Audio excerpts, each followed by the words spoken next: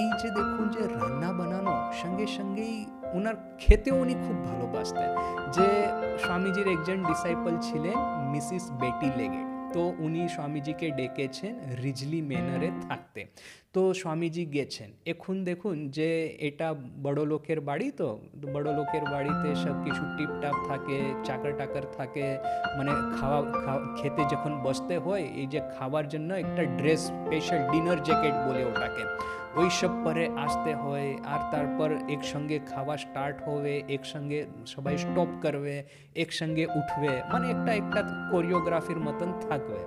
এখন স্বামীজি একেবারে বেপরোয়া, এ কোনো নীতি নিয়মে ধরা বাঁধা নেই। আর যখন খেতে ইচ্ছা হলো তখন এসে বসে গেলেন, আর যখন ইচ্ছা হলো যে আর হয়ে গেছে আর খাবো না, সঙ্গে সঙ্গে উঠে চলে গেলেন। তো এখন দেখুন যে সবাইয়ের ইচ্ছা কিন্তু যে চলো স্বামীজি এইসব ভদ্রলোকের বাড়ির যে রুলস রেগুলেশন ফলো করছে না তো করছে না, এটা তো বুঝতে পেলাম। কিন্তু যখন আমাদের সঙ্গে যতক্ষণ বেশি বসে আছে ততক্ষণই আমরা ওনার খুব ভালো কথা, সব ঈশ্বরীয় কথা শুনতে পারবো। উনি যখন উঠে চলে গেলে তারপর তো এই ডিনার টেবলে আর কি কথা হবে, সেই সব যত রাজ্যের কথা। তো সবাই মনে মনে ভাবে যে স্বামীজি বেশি থাকলে ভালো হবে।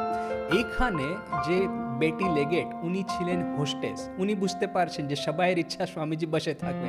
এখন কিন্তু স্বামীজিকে তো আদেশ করা যাবে না, স্বামীজি তো একেবারে রেবেলিয়াস। যেমন স্বামীজিকে বলা হবে স্বামীজি বসে থাকুন, সঙ্গে সঙ্গেই আবার মানে রাগ করবে, না হলে তো উঠে আবার চলে যাবে। তো স্বামীজির মনটাকে লুভাতে হবে, মনটাকে অ্যাট্রাক্ট করতে হবে। কি করে করবেন? স্বামীজি আইসক্রিম খুব ভালোবাসতেন। তো যেমন বেটি লেগেট দেখছেন যে হ্যাঁ স্বামীজি দাঁড়ানো উপক্রম করছে, সঙ্গে সঙ্গে উনি বলবেন আচ্ছা আমার বোধ হয় যে আজকে আইসক্রিম আছে, শেষে খাবার শেষে আমরা আইসক্রিম সার্ভ করবো। তো স্বামীজি যেমন আইসক্রিমের নাম শুনেছে সঙ্গে সঙ্গে বসে গেছে, আচ্ছা আইসক্রিম আছে তাহলে আর একটু বসছি।